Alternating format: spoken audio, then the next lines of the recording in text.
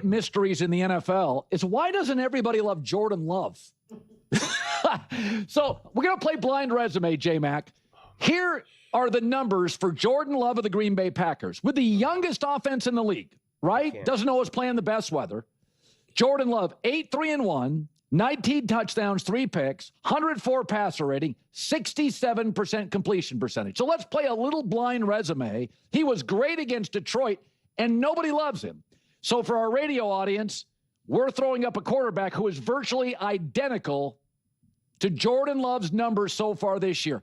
Who is that quarterback? Tom Brady in 2020. Brady's last Super Bowl winning season. Same numbers. And we're like, Brady's the GOAT. Unbelievable season. Let's play it again. Jordan Love's numbers so far. Okay, this quarterback, doesn't even have the passer rating. Yards per attempt, slightly better. Who's this quarterback? Matt Stafford in his Super Bowl winning year. J-Mac is wincing at the data that is being presented. So let's do another Jordan Love blind resume. So we got Brady and Stafford in Super Bowl winning years. Okay, this quarterback is clearly not quite as good as Jordan Love. The numbers are all off a little bit from Jordan's numbers this year. Who is this quarterback? Oh, Patrick Mahomes, last Super Bowl win. He's got a significantly higher passer rating and yards per attempt. Let's do one more. Oh. I don't know. Maybe you've heard of Mahomes, Stafford, and Brady. Who's this, Y.A. Tittle? Y.A. Tittle. They didn't play in shoes. So you have to had played in shoes. All right, so let's finally, because I'm watching Jordan against Detroit, and I'm like, tall, athletic, big arm, aggressive, doesn't throw picks. What is it with Jordan Love? I didn't know what he was going to be, but at this point, he's good. So this next quarterback, our final round, again, Jordan Love, slightly better across the board, especially in passer rating. Who is this quarterback? Josh Allen, MVP season. Oh, boy. Oh, you love this stuff. I don't. I'm not like a magician pulling a rabbit out of a hat, but I have a Copperfield feel to me. I'll be honest with you. So are you? What are we saying here? Jordan Love is. We love Stafford, Brady, Josh Allen, Mahomes. It's hard to find anybody out of Green Bay that'll just go, this kid's great. Everybody, Brock Purdy defenders, Jalen Hurts defenders, Justin Herbert defenders, and I like those guys too. Jordan Love is fantastic. It was the Lions. I like the Packers a lot. It was only the Lions. Secondary not very good. Pass rush wasn't there. I gave you season numbers. I'm aware. All right, I am about to completely lose my composure here. I have now meticulously documented the entire arc of Colin's fluctuating assessments regarding Jordan Love. Initially, the narrative was definitive. He's not good. I possess more archived footage of him expressing that sentiment than there are alleged sightings of Bigfoot. The verdict was clear. There are significant problems. Then the season commenced, and the critique persisted right up until the Thanksgiving holiday. The message was unrelenting. It's not good. I'm only giving you until Thanksgiving. You're not good. You are simply not good. Subsequently, Jordan Love proceeded to have the spectacular second-half surge that everyone witnessed, and the commentary did a complete 180. This player is elite, he's special, he is the next Patrick Mahomes. Colin explicitly stated this. I have a video clip to prove it, one I even created content around. Okay, then the 2024 campaign unfolded, bringing with it injuries, various complications, and a reality that didn't match the optimistic projections. The tone shifted back to uncertainty. I'm not sure how we feel about this now. As the current season began, the proclamation was that the Green Bay Packers were the premier team in the NFL, and Jordan Love was special again, back on the Mahomes trajectory. Yet, as the season has progressed, the focal point isn't so much questioning Jordan Love's ability itself, but rather circling back to a meta-narrative. Why doesn't anyone appreciate Jordan Love? And my reaction is one of utter bewilderment. You, the commentator, can't seem to settle on a definitive opinion either. So come on. What exactly are we doing here? Upon reflection, I realize I am among the very few who have offered consistent, nuanced praise for Jordan Love, while simultaneously holding him to a substantive standard. I am not apprehensive about stating, I believe this quarterback possesses great talent, but he needs to improve in this specific area. I would like to observe development in this aspect of his game. For instance, I articulated a desire to see Jordan Love's game management skills evolve. My reasoning was that I was already fully aware of his arm talent.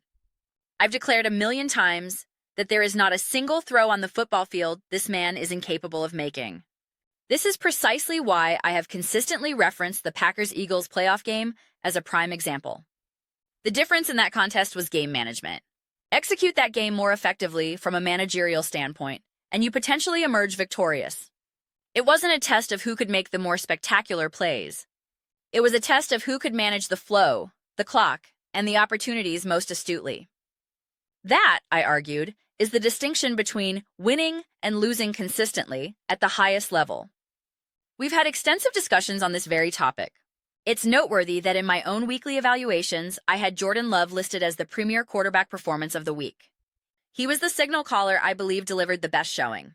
So, it's somewhat amusing to witness a narrative asking why no one is discussing his performance a second time. I discussed it extensively in my post-game analysis. I produced a video stating Jordan Love played exceptionally, that he was virtually perfect. I expressed admiration for the stylistic approach they employed, a commitment to establishing the run and relying on Jordan Love to deliver critical, high-leverage throws. It was a strategy of calculated aggression. However, the inherent problem is that such an approach is not consistently sustainable.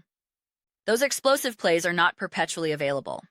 When the big plays aren't materializing, or when you attempt those difficult throws and your receivers or tight ends don't always secure them, which is an understandable outcome given the degree of difficulty, you require an alternative offensive mode. This is where the partnership between Matt LaFleur and Jordan Love has encountered challenges in establishing consistent momentum. The ability to methodically move the chains with a sequence of 7-yard passes, 6-yard passes, 5-yard passes, complemented by a reliable ground game, has been elusive. That brand of consistent surgical offensive execution is something Matt LaFleur has struggled to consistently unlock with Jordan Love at this juncture. This inconsistency contributes to those perplexing performances where you find yourself asking, did Jordan Love just throw directly to a wide-open defender in the end zone against the Carolina Panthers? What was that? Those moments of inexplicable decision-making remain puzzling.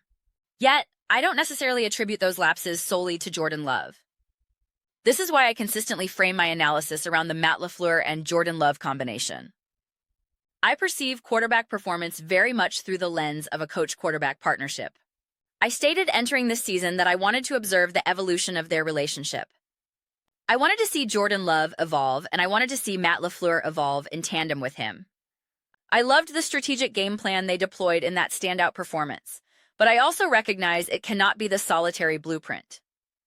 Adaptation is mandatory from week to week, half to half, quarter to quarter, and even drive to drive. My overarching philosophy is this: you are perpetually receiving new data and fresh information. You do not arrive at a rigid, immutable conclusion, especially concerning a player in the early stages of his career, and then ignore all subsequent evidence. Established veterans like Patrick Mahomes or Josh Allen warrant less game-to-game scrutiny because their sample size is vastly larger, and their sustained periods of excellence are more proven compared to a Drake May or a Bo Nix. The evaluative framework is fundamentally different. Consider the analogy of human development. For a 4-year-old child, 1 year represents a quarter of their entire lived existence, 25% of their life. For a 50-year-old adult, 1 year constitutes a mere 2% of their lifespan. The relative weight of that single year is profoundly different. Jordan Love currently resides in a developmental bridge phase. We have observed considerable evidence of high-level ability, yet we desire and expect more. Consequently, he is still subjected to significant game-to-game evaluation. The reason I am emphasizing this dynamic is because Jordan Love delivered that spectacular performance against the Lions. Immediately, the conversation wants to leap to, is he an elite quarterback? Let's shower him with praise. Conversely, if he had not had such a dominant outing, the conclusion might have been, we haven't seen enough, or I'm uncertain. A singular game, regardless of its impressiveness, should not be the sole catalyst that irrevocably pushes your evaluation in either a positive or negative direction. This is why I often find these reactive discussions rather entertaining. Now, Colin's deployment of the blind resume comparison is, to be frank, incredibly misleading. This is not a valid method for substantiating Jordan Love's greatness. Let me reiterate, I am an advocate for Jordan Love. I believe he is a special talent.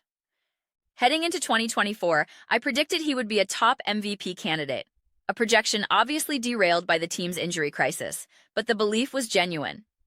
I remain a significant believer in his potential. I can currently maintain he has areas requiring growth and evolution. However, I am stating unequivocally that this blind reveal tactic is not a credible pathway to that end. I intend to create a separate video elaborating on this point, particularly for Philadelphia Eagles fans, because Colin spent all of last season asserting that Jalen Hurts was not performing well, that he was limited in various ways. Yet, Hurts's completion percentage, yards per attempt, and passer rating were all at elite levels.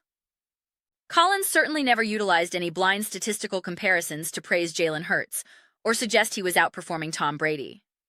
Therefore, when I witness this methodology being applied now, it leads me to question the sincerity of the exercise. It evokes more of an amused reaction than a persuasive argument. That is precisely why I would never employ this specific logical framework to justify why I believe Jordan Love is special. It is not a path I would personally choose at this moment. It could potentially serve as the basis for an interesting tangential conversation. Why does a Patrick Mahomes receive universal acclaim in a similar statistical scenario, while Jordan Love does not? The perfect illustration extends beyond simply winning a Super Bowl. It's that Patrick Mahomes made the critical plays when they were absolutely necessary. Tom Brady built a legacy on that very principle. Josh Allen consistently shoulders the rushing burden and manufactures key plays in pivotal moments. Jordan Love needs to continue accumulating evidence that he, too, possesses that clutch gene. I don't believe he necessarily needs a Super Bowl ring to prove it, but he does need to consistently manufacture those game-winning plays in got-to-have-it situations. Not in contests where the team is comfortably in control, but in tied games, when down by 3 points, or in bizarre scenarios like being down by 1 due to a missed extra point. Demonstrating the capacity to execute under that specific pressure is what builds a resume. Once that resume is established and supported by the accompanying statistics, then a blind resume comparison might carry substantially more weight from my perspective. This is precisely why you cannot evaluate quarterbacks by raw statistics alone. Over the past several seasons, quarterbacks like Baker Mayfield or Geno Smith have, for various metrics and stretches, posted higher passer ratings, completion percentages, or passing yards than Josh Allen, Patrick Mahomes, or Lamar Jackson. Yet, no rational observer would claim those quarterbacks were playing better. Nobody in their right mind would make that assertion. This perpetual discrepancy fosters an endlessly fascinating discussion about quarterback evaluation. How do we reconcile these statistical anomalies? How do we reach our conclusions? There are absolutely seasons where a Geno Smith posts superior numbers to Patrick Mahomes, yet the consensus remains that Mahomes is the superior player. How do we justify that? We often cite mitigating factors. Mahomes' offensive line is struggling. His receivers are dropping passes. Yet, one could counter that Geno Smith also benefits from a strong offensive line and talented receivers. The selection of which contextual factors to emphasize becomes subjective. The next logical step in this evaluation is to ask, is the quarterback making the plays when the game is on the line? Are they delivering in those defining moments? Often, the quarterbacks with superficially strong aggregate statistics are not necessarily doing that in the most critical, high-leverage situations. The conversation is perpetually intriguing, but these are simply my reflections. I would be absolutely delighted to hear your own. What are all of your thoughts concerning Jordan Love? Do you believe he is an elite quarterback? Why do you think he doesn't receive the level of acclaim that Colin claims he deserves, especially considering Colin's own historical pattern of bestowing and retracting that very acclaim? Let me know your perspectives in the comments section below. I read every single comment, so whether you find yourself in agreement or in vehement opposition, let's engage in some dialogue. Let's have some spirited debates. But ultimately, let's ensure we are enjoying the process. And please do consider subscribing. We are in the process of cultivating a phenomenal community here, and would absolutely adore having you as a part of it. My goal is to build something to which we all feel a genuine connection, something we are genuinely thrilled to be involved with. I believe we are making significant progress toward that objective. Also, please do not forget to give this video a thumbs up, as it genuinely assists with its visibility within the platform's algorithm. Thank you so much for your time and engagement.